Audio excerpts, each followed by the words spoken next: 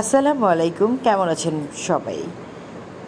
আর একটা ব্লগ নিয়ে চলে আসলাম। ৩-৪ দিন পর টানা বৃষ্টি হচ্ছে, কাপড় শুকানোর কোনো জায়গা নেই। আর গিয়ে কাপড় ধুলেও সে কাপড় শুকাচ্ছে না। তাই যখন একটু রোদের চেহারা দেখা গেল, পাতলা যে কাপড়গুলো ছিল সেগুলো ধুয়ে খালা ছাদে শুকা দিয়ে দিয়েছে।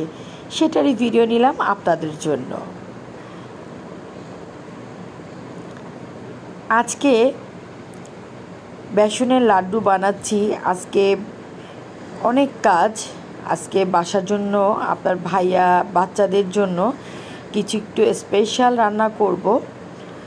যাই হোক, লাড্ডুগুলো বানিয়ে নিচ্ছে। আগে কি স্পেশাল করব সেটাও আপনাদের সাথে শেয়ার করব। এই লাড্ডুগুলো অর্ডারে ছিল, আবার ঘরের জন্য কিছু বানাবো, সবগুলো অর্ডারে না। এই লাড্ডুগুলো আমার পরিবারের সবার খুব পছন্দ। ওদিকে কিন্তু রান্নার আয়োজন রেডি হয়ে গিয়েছে, লাড্ডু বানানো হয়ে গিয়েছে। লাড্ডুগুলো ঠান্ডা করছি, তারপরে বক্সে করব। ঘরেরগুলো ডিব্বায় ভরে রেখে দিব। এটা নর্মালে রেখে 1 মাস খেতে পারবেন, কোনো ফ্রিজ সংরক্ষণ। আর এদিকে বানিয়ে নিচ্ছি করাচি ফেমাস হালুয়া। ঘরের জন্য বানাচ্ছি, এটা বিক্রির জন্য না। হালুয়া বানিয়ে হালুয়া ঠান্ডা করে এখন হালুয়াগুলোকে পছন্দ মতন কেটে নিচ্ছি। আজকে বললাম না, বাচ্চাদের জন্য, আপনার ভাইয়ার জন্য একটু স্পেশাল কিছু করব। চিকেন টিক্কা আর গিয়ে শিক কাবাব বানিয়ে এক সাইডে রেখে দিলাম। এদিকে শসা, কাঁচামরিচ, লেবু এগুলো ছিলে কেটে রেখে দিব। আমি বড় একটা স্টিলের ছেনি নিয়ে নিয়েছি। এই ছেনির মধ্যে পরিবারের জন্য আজকে ডালা করব। প্রথমেই মাছ বরাবর দিয়ে দিলাম প্লেন পোলাও। প্লেন পোলাওটাকে আমি একটু একটা চামচ দিয়ে ছড়িয়ে দিচ্ছি। চারদিক কিন্তু ফাঁকা রাখবো।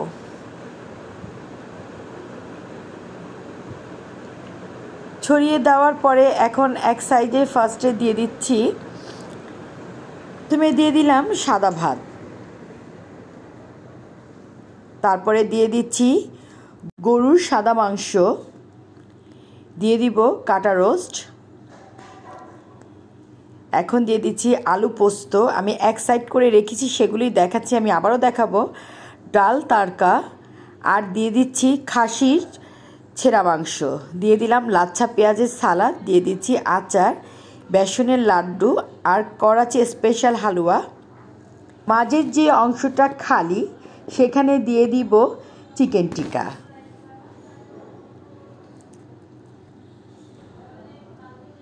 তারপরে দিয়ে দিচ্ছি আবারও চিকেন টিক্কা, দিয়ে দিচ্ছি শিক কাবাব, দিয়ে দিব নার্গিসি কোফতা,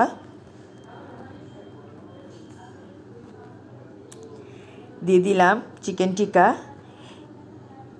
একটা ছেনির মধ্যে সবগুলো খাবার আসবে না, এখানে আমি 5 থেকে 6 জন খেতে পারে এইরকম পরিমাণ একটা ডালা করেছি, কিন্তু সবগুলো খাবার এটার মধ্যে আসবে না। তাই আমি কাবাব দিয়ে এটাকে সাজিয়ে আমি অন্য একটা ডালার মধ্যে আরও কিছু যে খাবার আছে সেগুলো দিয়ে দিব।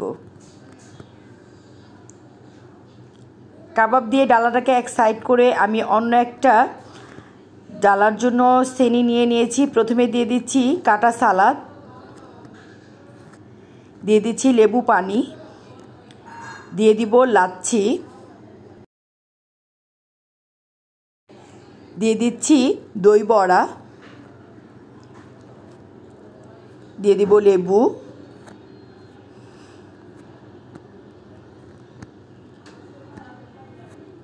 দিয়ে দিচ্ছি শসা,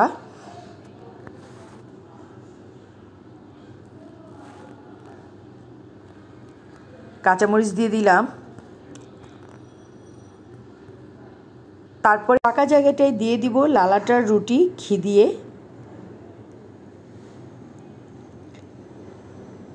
ডালা কিন্তু আমার রেডি হয়ে গিয়েছে, আমি আর একটা রুটি দিয়ে দিব। এখন পরিবারের সবাই মিলে একসাথে খেতে বসবো।